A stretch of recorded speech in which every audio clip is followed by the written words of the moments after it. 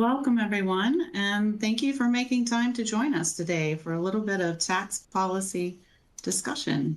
My name is Heather Alley, and I lead our Washington National Tax Office, which is a group at our firm that's primarily focused on tax developments that are coming out of Washington, D.C. And I have joining me today Iris Laws and Spencer Haywood, who are managers with our Washington National Tax Office and are tasked with a kind of unique mission, which is to keep up with all of the things that are coming out of Washington, work with all of our tax professionals in the office to discern important information associated with those, and then to relay that information across our practice and out to our clients and others of interest in the marketplace. So today we're going to take a little time to just take a look at, what kind of things have Iris and Spencer been seeing over the year? What does the year in review look like as far as legislation and other maybe key developments we want to have in mind as we head towards the end of the year? Then we're going to flip over and have a little bit of discussion around some factors in the current economic environment that are kind of really influencing how people are thinking about tax legislation as we head into 2025. And we're going to talk a little bit about the election in 2024 and what the possible implications might be of the various possible outcomes. And then last, we'll talk a little bit about some of the expiring provisions and other known changes that would be occurring heading into 2025 unless action is taken or something is altered, and how we might be thinking about those. So with that, I will hand it off to Spencer to kick off our discussion. Thanks, Heather. So we're going to start off by reviewing the major tax bill of 2024, the Tax Relief for American Families and Workers Act, as well as discuss two Supreme Court cases and also provide an update on the Inflation Reduction Act. So here's a quick overview of the Tax Relief for American Families and Workers Act, which was a significant piece of tax legislation that easily passed in the House, but it didn't pass in the Senate. The bill contained what are known as the Big Three business tax provisions. First, the bill would have reinstated immediate deductions for research and development expenditures that are sourced within the United States. Second, the bill would have provided an add back for depreciation, amortization, and depletion to the calculation of deductible business interest. So that would have helped businesses deduct more interest. And third, the bill would have reinstated 100% bonus depreciation. And the bill would have also expanded the child tax credit. And this is what ultimately hamstrung the bill. I'll talk about that in a little bit. It also contained other provisions such as increased Section 179 expensing, low income housing tax credits, assistance for disaster impacted communities, and the elimination of double taxation on investments between Taiwan and the United States. Which brings us to our first polling question. Which part of the 2024 bill are you most concerned with? Is it Section 174 deductions, 100% bonus depreciation, the Section 163 calculation, the child tax credit expansion, or other? Now, it's important to note, as you fill out this polling question, it's important to note that the Big Three would have been retroactively applied. 174 and 163J would have been retroactively applied to 2022 and bonus depreciation to 2023. So Heather and Iris, what do you think about the possibility of keeping the retroactive pieces of the bill if or when these provisions are considered again? Do you have any thoughts on that? Yeah, I think Spencer last week was talking with a few different staffers, on the Hill and getting some thoughts. So I guess first, the bill kind of put these provisions back through 2025, which even if passed would line it up with some of the other expirations and upcoming things in next year. So now, I think there's a little bit of a tendency heading into 2025 where they're looking a little more prospective. What do we do with those provisions going forward? So they're definitely keeping them still on the list of things in addition to expiring provisions from the TCJ. But there does seem to be a little more question around retroactively, would it achieve anything as far as tax policy? And is that really when they want to spend their dollars? So later we'll talk a little bit about that balance of spending dollars, but at least based on those discussions, while it's not, impossible, it seems to be waning a little bit, and they start to be shifting maybe towards a more future focused look, at least for some of these provisions. Great. So looks like the results of the poll coming in, and so it looks like most people are probably concerned about 100% bonus depreciation, which definitely impacted a ton of companies across the board.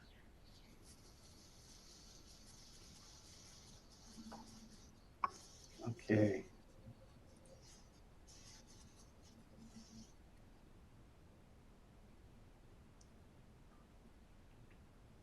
Now, when the bill was being scored, I know the Tax Foundation scored it.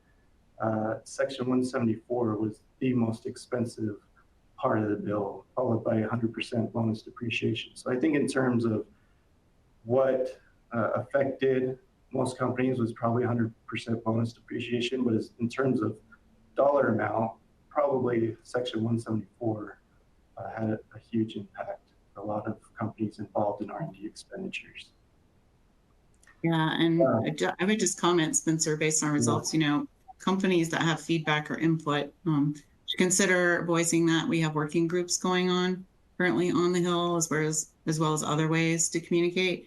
But last week I was asked several times, if we were getting any input on which was more valuable, 174 or bonus to taxpayers, which I don't feel like we had a good gauge overall, but that's something definitely that they're kind of looking at as weighing one as opposed to the other, I think, when they're evaluating costs and benefits.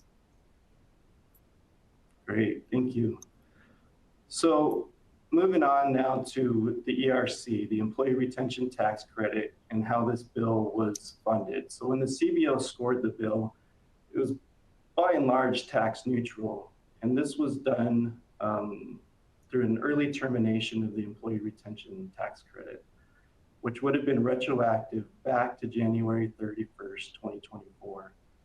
This had pretty good bipartisan support because the program had become filled with a lot of fraudulent claims.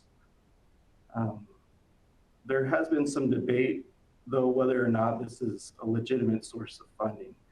The credit has far exceeded any original estimates for the cost. So many were arguing if this is really a pay-for of the bill, if the original credit wasn't fully funded itself. Due to the rampant fraud, the IRS did issue a moratorium on processing new claims after September 14, 2023. But over the summer, it did begin processing more, but on a much slower and methodical pace. It's also been rejecting tens of thousands of claims considered to be high risk. Now, many do think that if the program is eventually terminated, that the January 31st cutoff date will probably remain. So, and just because, again, because of the fraud that's in it, and also as a pay-for for future legislation, whether you agree it's a legitimate pay-for or not. Here's just a quick visual of the timeline of the bill as it passed through the House and the Senate. As I mentioned, it passed through the House on a bipartisan basis very easily within a couple weeks, but it stalled once it got to the Senate. Ranking member of the Senate Finance Committee, Mike Crapo, led the charge against the bill, and I'll talk about that more in a minute. But the Senate Finance Committee Chair, Ron Wyden, tried to get the bill attached to the FAA reauthorization bill and try to get it passed on its own, but neither strategy worked out. Ultimately, on August 1st, the Senate voted on a cloture motion to end debate on the bill and to bring it to a floor vote, but that ultimately failed. And at that point, discussion on the bill largely ended. To that point, though, Spencer, right, I don't think anyone's saying that those topics are dead, right? There's still a possibility for a lame duck session after the election for Congress to take up these topics as well as to integrate it into next year. So just didn't want anyone to sort of see that roadmap and think that, there's no hope for those topics or even this year. So just a sidebar. Yeah, certainly the topics are still very relevant and most likely will come up later.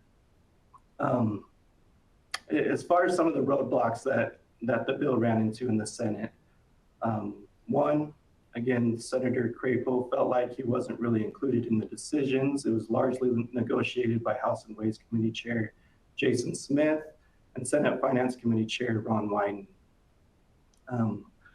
Crapo felt a lot of pressure just to rubber stamp the bill. He didn't want that. He wanted it to be debated and allow for amendments to be made in the Senate. But most of all, and what ultimately probably ended discussion for now on the bill, was the expansion of the child tax credit. And specifically, the bill allowed for wages, so the credit has always been linked to wages and a work requirement. It allowed 2023, a credit for 2023 to be calculated based on wages earned in 2022. And so Republicans really didn't like that. They wanted a current work requirement to take the credit. So those were the stated reasons for the failure of the bill, but there's probably some underlying political reasons, as there are with any bill. So one was the child tax credit. So for anybody who had filed a tax return already, they would have been due an additional amount of credit, which in an election year, allowing the current administration to send out checks to voters was just something that Republicans didn't want to do. Also, they probably thought, hey, if the election goes our way, we can just write our own bill and make it the way that we want it.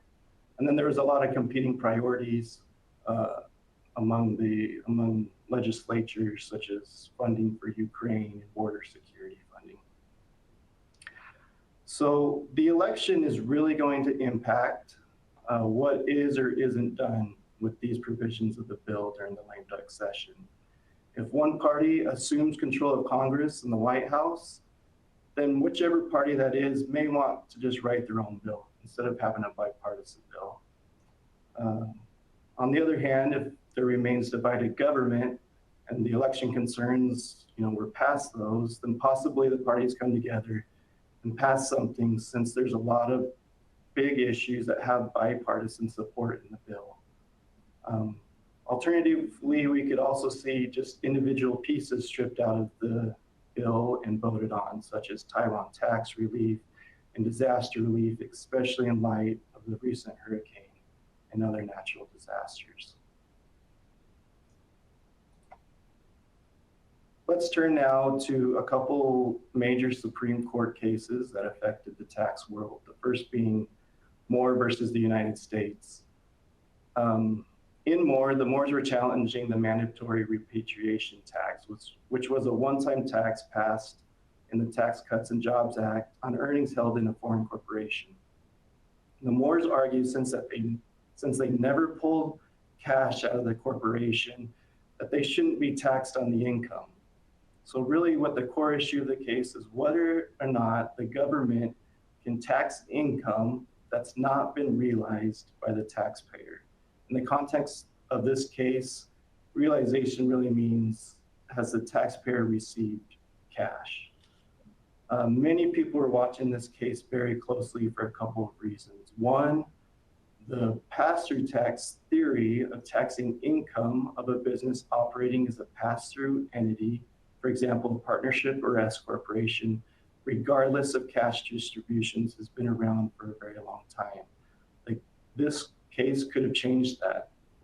And two, wealth taxes on an individual's net assets without a realization event has gained some momentum recently. And so proponents of these wealth taxes were really watching and hoping to see a ruling where realization isn't a requirement for taxation. By and large, the Supreme Court ended up skirting the issue. They ruled essentially that the government has a long-standing history of taxing business income without the owners or shareholders receiving distributions, and that the mandatory repatriation tax wasn't any different.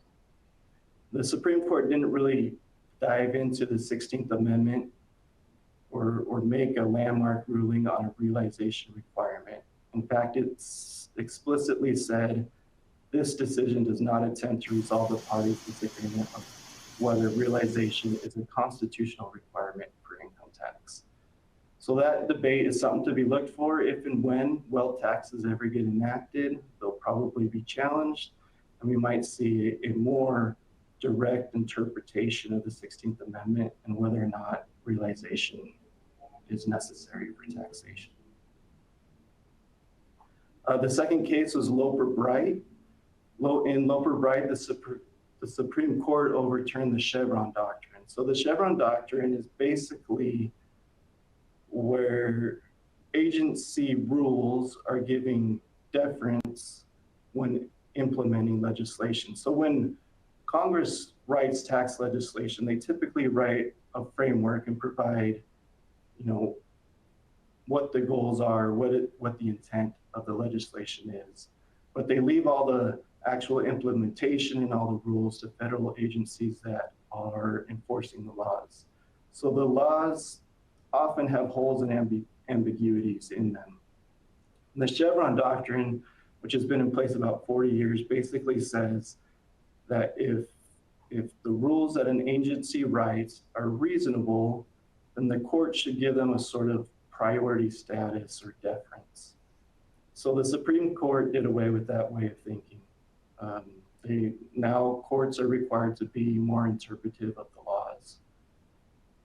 There's been a couple cases that I can think of where Loper-Bright has been cited, where taxpayers are asking the tax court to reconsider rulings in light of Loper-Bright. So in one of the cases, the court said, no, we gave ample reasoning outside of sole reliance on the agency regulations in their decision.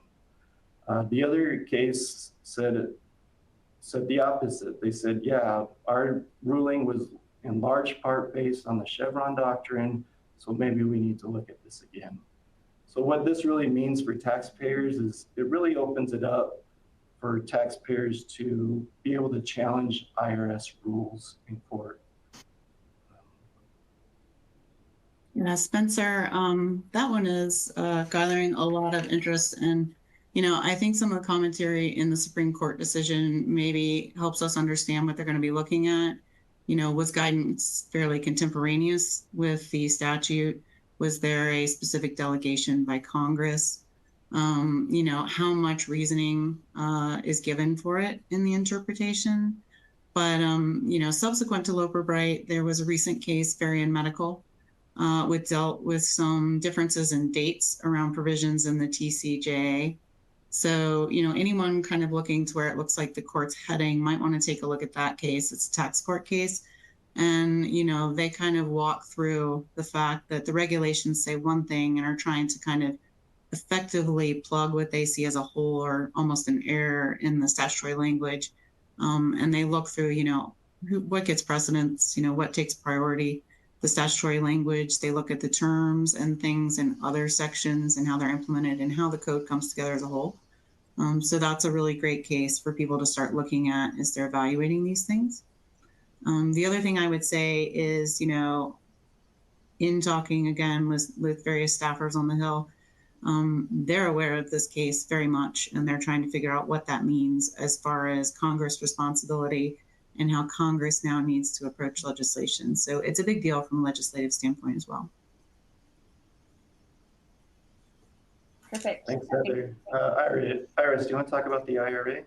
Sure. So the Inflation Reduction Act, or the IRA, largely, right, is focused on clean energy. And so just wanted to take a few slides to talk about like the state of the nation. Where is the IRA? I know it's been talked a lot in these recent debates and things like that.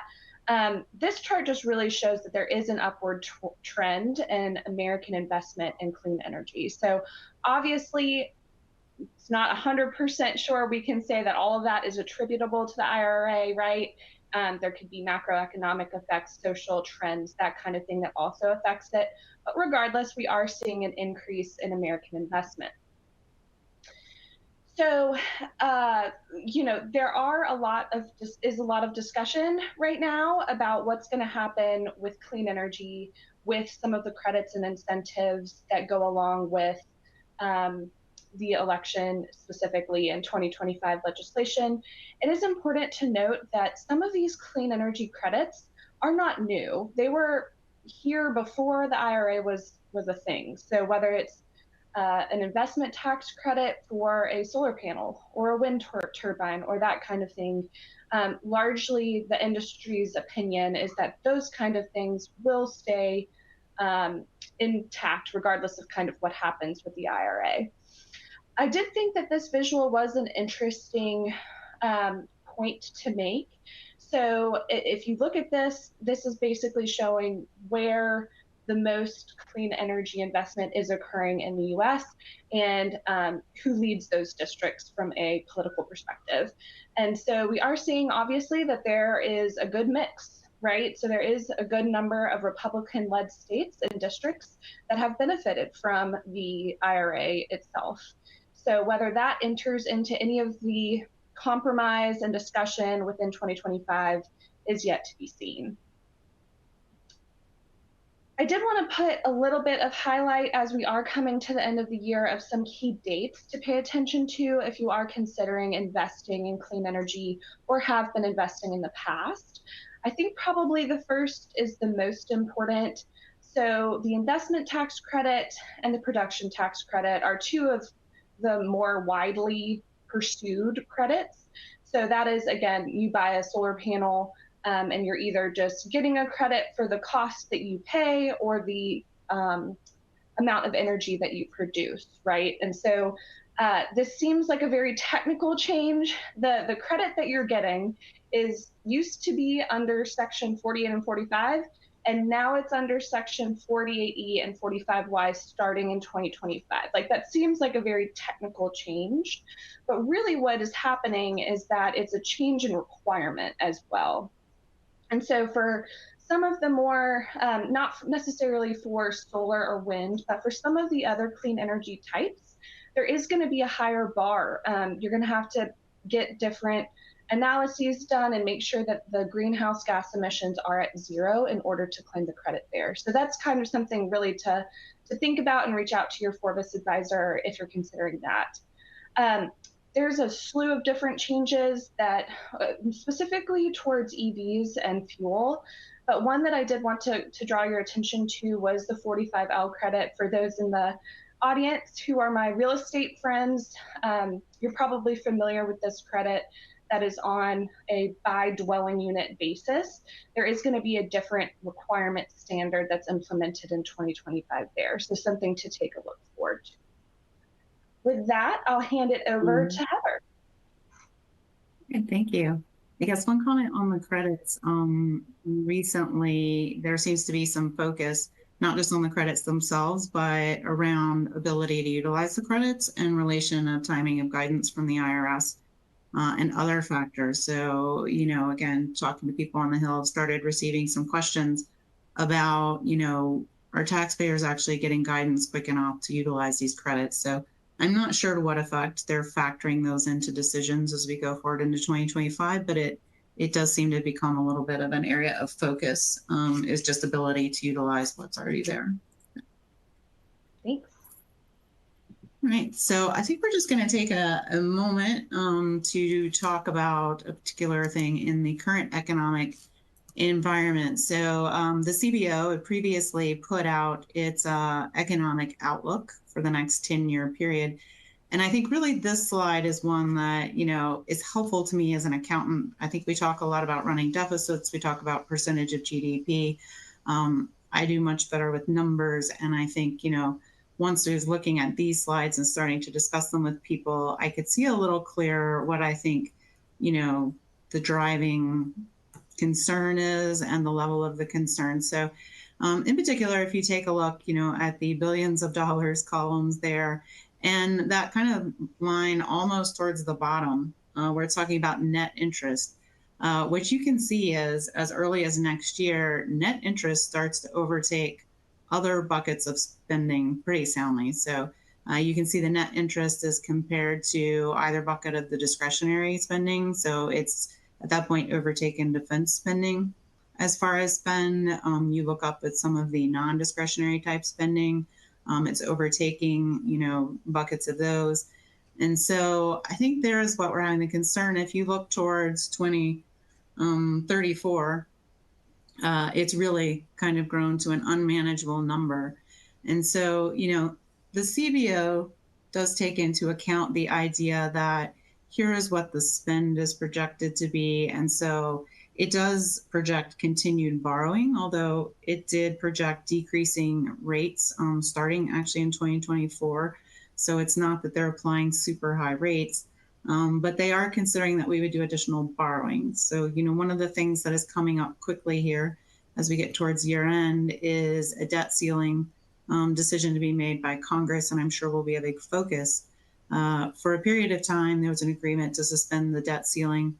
At the end of this period, the debt ceiling would come back at the current level of borrowing and spending. And so this assumes there would be additional borrowing to fund projected spending. So of course we could say, well, there's not going to be maybe additional borrowing, but in that case, what you're looking at is making cuts. And so I think if you think about the amount of interest we're seeing here and what that would mean having to do in the way of cuts, you start to kind of get the concern as they're evaluating possible things like tax increases or spending more money on extending favorable tax positions. So these slides from the CBO that we have just kind of flipped through here, don't include any additional costs of extending things like the favorable TCJ policies that would expire in 2025, or any of the three business items that we talked about in the bill if we were to, make adjustments to eliminate those provisions that came into effect under the TCJ.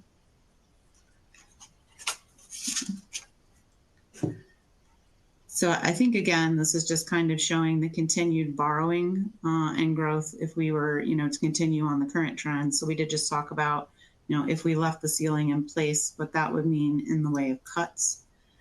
And then as we're continuing to look at deficits, if you looked on that prior slide, the amount of net interest actually, as you get out towards 2034, exceeds the amount of the deficit. So, it's driving in big part the deficit spending. And so there's a look at, what would you have to do to bring the interest down? Well, that would be not only not continuing to borrow, so that would kind of hold it flat, but, there would need to be some sort of trend towards possibly reducing the amount of overall debt even below what we would have kind of at the end of 2025. And so looking at that, it's clear everyone is looking at the various things heading into 2025. Definitely there's a lot of energy around, would love to extend a lot of the things that are expiring under TCJ that are positive. But pretty much across the board, there's at least some consideration of, well, we have to balance some of these concerns around borrowing and interest with some other things, whether that be spending cuts. But now more and more, just given the amount of spending you would have to cut, I think there's a little more consideration towards, does there need to be some, tax increases in some spaces? And so we see that in both parties kind of paying attention to that. There is a group or caucus within the Republican Party also that is very concerned with the borrowing and the interest, and that's starting to factor in to some decisions and evaluations on both sides, just as they're considering the expense associated with tax policy changes in the upcoming years. So I think we talked a little bit about what some of the implications are just to be thinking about on proposed legislation, as we have, expiring provisions that people are interested in extending. We have some TCJ provisions, the bonus, the R&D, the 163J interest limitations that there's interest in rolling back. There's a lot of expense with those. Obviously, how we're going to make that work, if we were to do that in the overall picture, is key critical. And so people are kind of looking at what are the various levers right? And if you're looking at Congress, it's kind of, well, here is the spending or the things we'd like to do. What are the levers we can pull to pay for or offset on that? And so more and more, there's a lot of focus on trying to figure out what those levers would be. All right. And then we've come to our next polling question. Do you think national debt will play a part in developing and passing tax legislation for 2025? Iris, Spencer, what do you guys think? Are you hearing a lot of discussion about balancing these things? Honestly, tons. I think it's going to be a huge factor in, not to give away what I would put as my answer, but yes, I think especially with the full extension of TCJA coming in, scoring around $4 trillion, there's going to be a lot of discussion and compromise about how they get that passed. I'm going to talk a little bit about what we see as some of Trump's more publicized strategies for that in the next section. But in my mind, I think that that's going to be a huge factor, honestly, on both sides, because both have been scored to pretty penny if all of their proposals were to be passed. For sure. Yeah, I think they've been piling on both candidates on top of the extenders. And so definitely the price tag of things proposed at this point has gotten quite hefty, requires some significant evaluation on how that balances out overall. Looks like most people are agreeing with us. They're seeing some consideration of that. And like I said, I think we all are seeing that in our discussions with people on the Hill. We're seeing it in the kind of questions they're asking. And we're seeing them desperately wishing to find some sort of trigger they hadn't thought of yet to kind of balance everything out. With that, I think we'll move on and talk a little bit about the election and what the possible implications are. So Iris, would you like to just kick that off for us? Sure. Before I get into this, I just did want to, of course, give our, big disclaimer here. We are talking politics to some extent with relation to tax, and just wanted to be sure that we're laying the groundwork that nothing here we're talking about is intended to be partisan. There's no bias towards any of the policies we're discussing and whatnot. So just wanted to lay the foundation there. A lot of what we're just talking about is based on facts or released information, discussions with people on the Hill or legislative consultants in DC. So just wanted to say that. Also, there are 30 days about to the election. So some of the proposals that we have included here, as well as some of the facts and figures, could change between now and then. So just my ask for you is to stay tuned with our updates, which come in the form of our From the Hill publications every Tuesday. If you're not already subscribed to those, please subscribe to our tax list and you can get updates if things change along the way. So I thought a good way to start this would be to kind of talk about where Congress stands today. Where are we coming from? So right now there is an 8-seat Republican majority in the House. Now, why does that even matter, right? So all tax legislation does originate out of the House. And what we're seeing is that the usually main tax committees, things like House Ways and Means and their subcommittees, how they're made up does reflect the makeup of the broader House. So if there's a Republican majority overall, there's more likely a Republican majority in House Ways and Means. The chairmen of those important tax committees are also usually of the same party that is the majority of the House overall. And that chairman has the power to do things like set the agenda for that committee. So what do we talk about and when do we talk about it? And so really that's why this is so important going into a year that we like to affectionately call the tax Super Bowl of 2025, just because there's so much legislation that's going to be coming into play next year. So with that being said, there is an 8-seat Republican majority, and there is about 39 Democratic seats in play with 32 Republican seats in play coming into this election. All of that being said, also, there are still 17 Republicans currently within the House. that are part of a district that back in 2020, at least, voted for Biden. That is a lot less when you look at the Republican side of things, but it is an interesting sort of stat to analyze. In talking with our legislators, our legislators and consultants, there is going to be a need for sort of a handy majority in the House if some of these proposals that we're hearing from these presidential candidates are pursued. So regardless if you're a Republican or a Democrat, just sort of based on how the rules work, based on some of the more moderate players within the House, they're going to be looking for a more handy majority in order to get what they want done. I think what you're saying is there are some different factions and different within the parties, even some things being balanced out, right? So if you were going to aggressively push a particular agenda, you would need more than just a slight majority, right? The 218. You would maybe need a little 218 plus, or you're going to need something that's a little more bipartisan, even though you might control the House, right? Absolutely. And I think that's true too, moving on to the Senate. Because the Senate does generally lend itself to allow for more debate and lengthy debate, there's a filibuster, that kind of thing. Historically, there has been the opportunity to have certain individuals really dictate sort of how some of this legislation gets passed, to be a real roadblock or instigator to some of this legislation. And in order to keep that from happening, especially in a year where there's so much going on, they're going to be looking for a handy majority as well in the Senate, regardless of the party that goes into play. So right now, the Democrats do hold the Senate only by 2 seats. You can see that based on retirements, there could be some plays in key districts for flips into who currently holds those districts to the other. About 67% of the seats that are up for election are Democrats. And so there's going to be more pressure, certainly, on that party to maintain their control based on how the math plays out.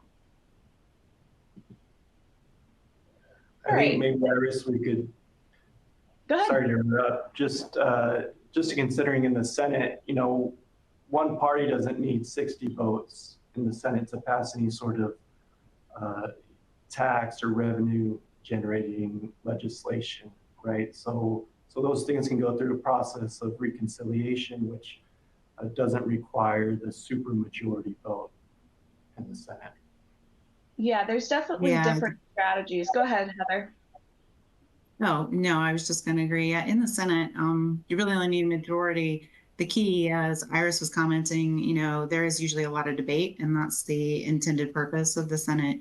So you usually need that supermajority, 60 votes, to stop the debate and bring the bill to a vote. So to Spencer's point, there are some mechanisms we've seen used, so that's definitely something to keep an eye on. If it's part of budget reconciliation, then debate on that bill is limited to a maximum number of hours. You don't have to have that supermajority to move on to that vote where you just need the simple majority. Civics, I love it. Okay, so if we move on to this next slide, kind of taking what Spencer has talked about as different buckets of what we expect to see come through legislation, and then apply that to possible outcomes of where the congressional election could shake out.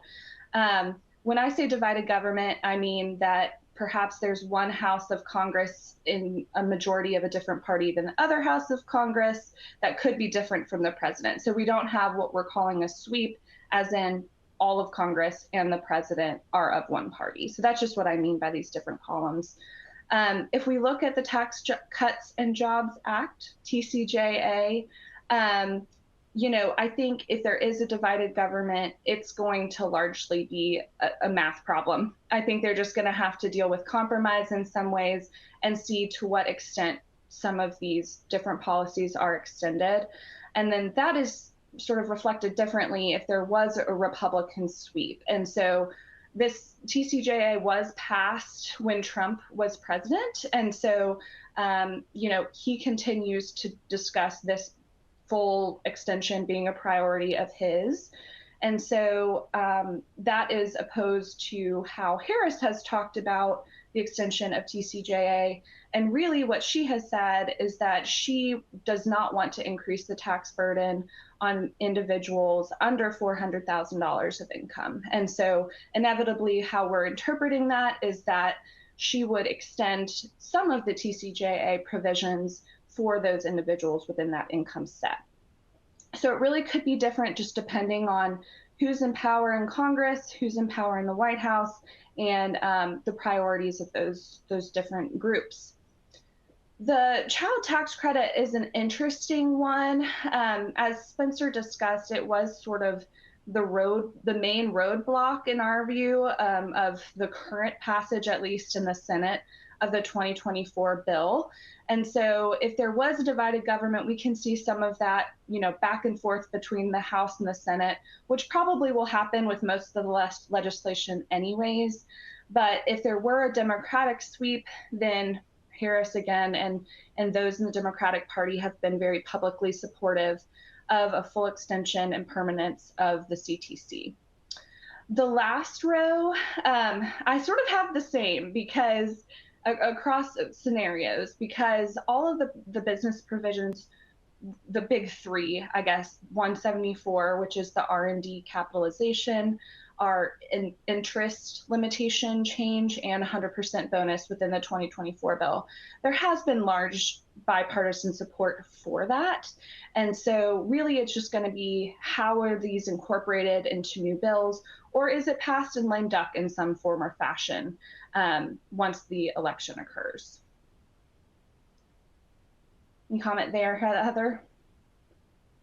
No, I would just say that, by and large, I think people are waiting, right, for the election in Congress before they tackle these things. So I said they were evaluating levers. So I think a big piece of the levers and the what they're paying for, they're waiting a little bit to see, back to your point on votes, what is possible, right, to get the votes for, to make it come together. And, I think at this point, most of them seem to be anticipating probably some sort of divided government in the next year, although obviously I think they're all hoping for a sweep in their own category to maybe further some of the things that they would put at the top of their priority list.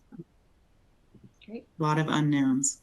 A lot of unknowns for sure. So we did want to outline some of the most hot topics of the platforms from both of the presidential parties, presidential candidates, excuse me.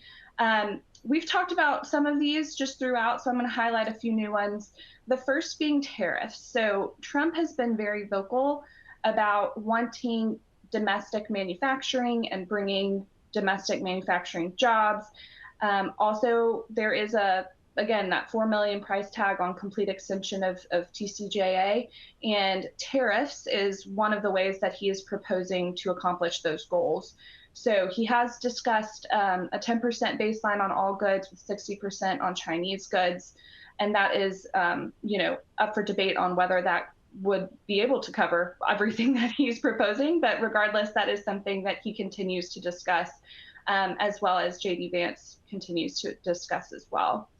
The corporate tax rate, so very different approaches between parties here. Trump is proposing to decrease it by 1% to 20%, and has in a past speech also proposed a 15% rate for domestic manufacturers, again, with that domestic manufacturing being a big talking point for him. Harris, initially, like early on when she joined the race, there was some confusion about what her proposal would be for the corporate tax rate. She has come out and said that she would propose a 28% tax rate along with the 28% capital gains rate. So that's something to look for. Housing is something that they've both also spoken to. Trump's approach is that he would make available more federal land to be able to build. And Harris has put forth a proposal for a $25,000 down payment assistance for first-time homebuyers. There's also, she's talking about expanding and proposing some new credits for developers of low-income housing. We've talked a little bit about the IRA, but one thing that they both can agree on is that they're both saying that they would like to exempt tips. We'll see. We've had some, varied reaction from our legislative consultants at the likelihood that that would even get through. But on top of that exemption, Trump has also talked about exempting Social Security and overtime pay as well. All right, we got our third polling question. So which of the following is a proposal within either Trump or Harris's presidential platforms? So is this something that's being talked about in general? One of the things you mentioned on your prior slide, we were talking about levers before and looking for different levers. So I think we have heard a bit about tariffs, and on both sides really, because I think, on the Biden-Harris side, there's some thought of tariffs on imports for electric vehicles and energy-related things. Clearly, on the Trump side, he's put out tariffs as a possible funding mechanism. So some interesting facts, maybe just to think about there, is, the individual income tax brings in an amount that exceeds the amount of goods imported or the amount of imports. So the amount of imports is at 3 trillion. And, that includes services. So then I think you're down at 2.8 or something trillion. So levying enough tax using strictly tariffs or tariffs to a large extent might be mathematically a little problematic. Also back to 218 and 60, you still need Congress to pass it. And currently I don't hear a lot of appetite for that just because of the economics associated.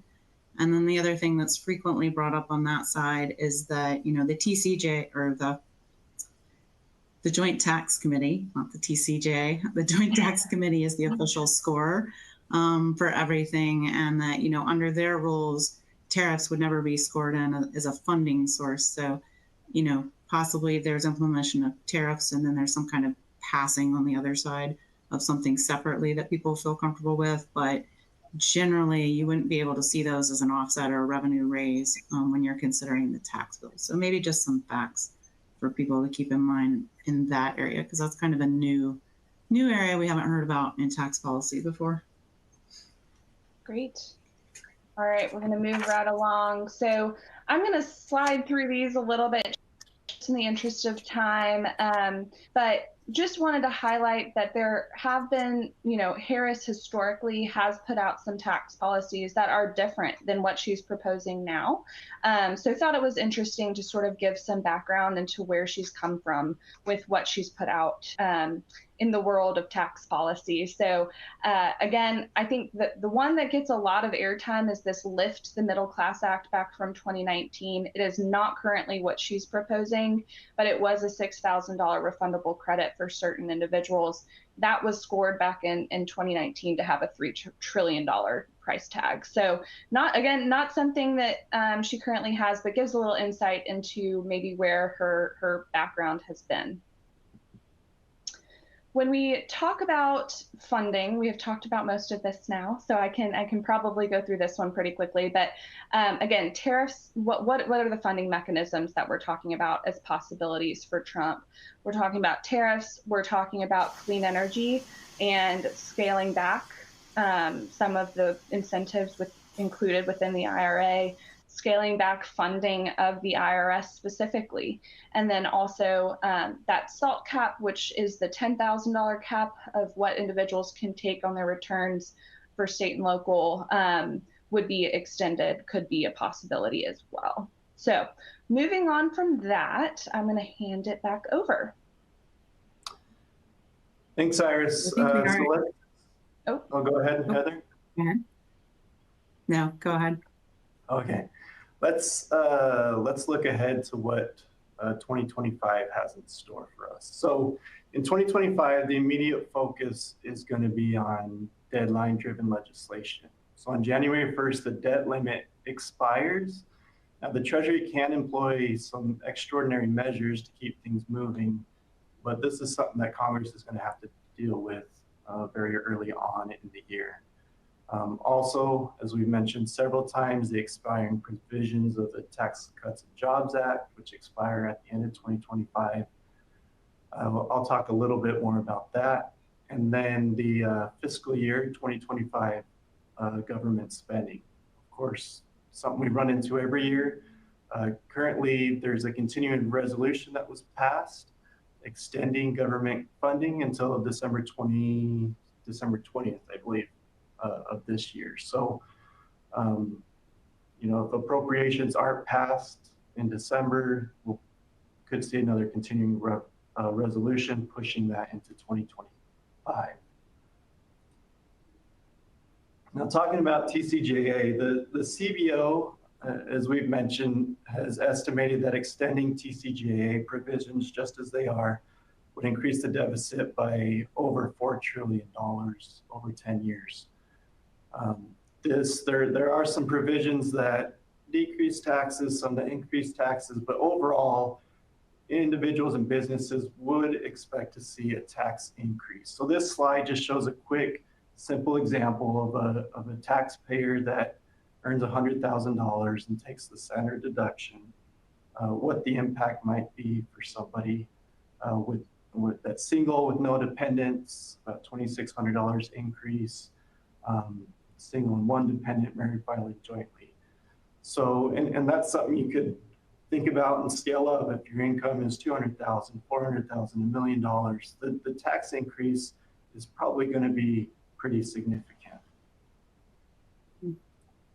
One thing on your slide, maybe just to touch on super quick, I know we're at time, is it does say 4 trillion. 4 trillion is the cost of extending everything. So there's revenue raisers like the salt cap and other things that are in there. So that number starts to go up if you leave those off. Again, based on conversations, there seems to be a tendency towards extending TCJ means extending all of it, including the revenue raisers. Consideration of extending just the beneficial pieces and not the revenue raisers seems to be, at least at this point, not the forefront of the way they think they're going. Go ahead, Spencer. Thanks. So on this slide, just show some of the major changes that would happen should the law sunset in its entirety.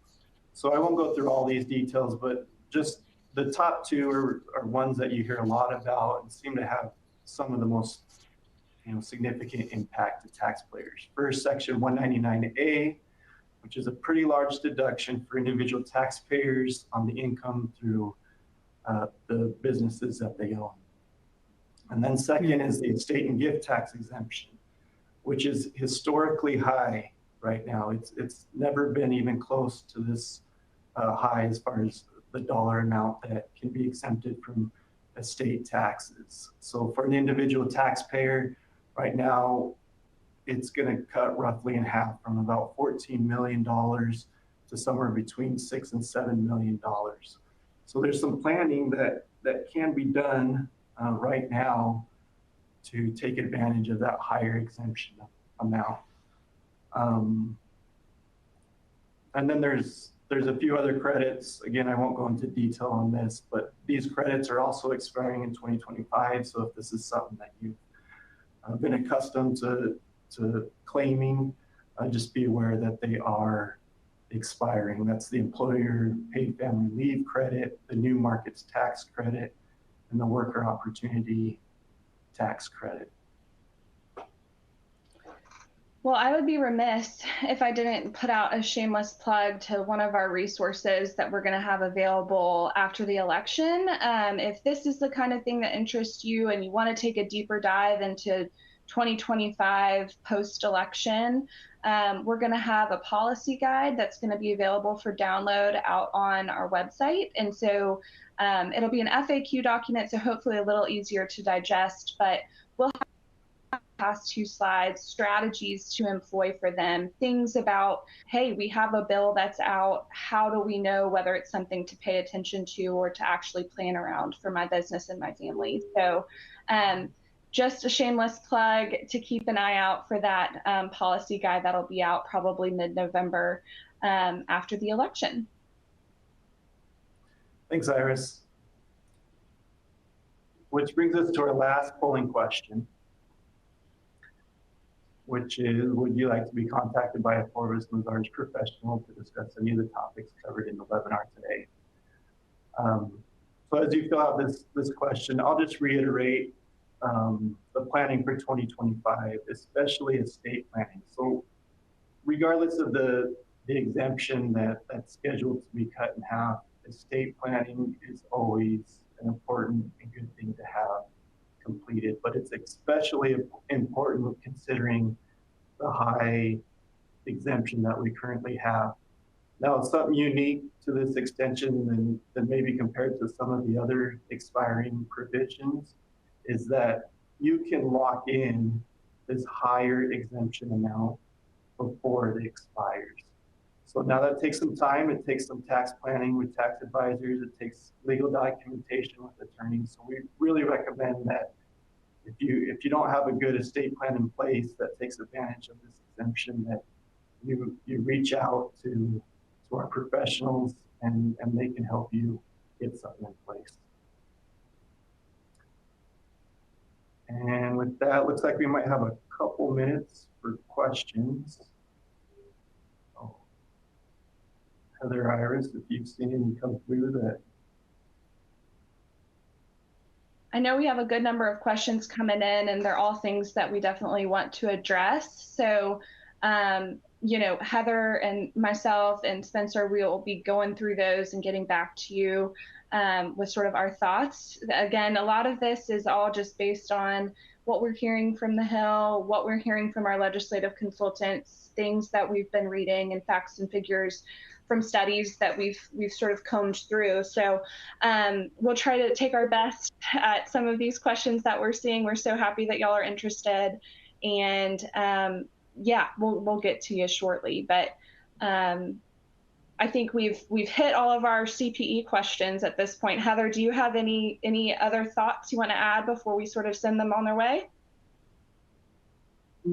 No, I think we're time. We appreciate you joining us, and I am looking at the questions, and it's tempting to want to sit here and just answer them, but we'll get back to you. There's lots of great questions in the box here, and so really appreciate everyone joining us and spending time with us today, and I hope you have a great rest of your day.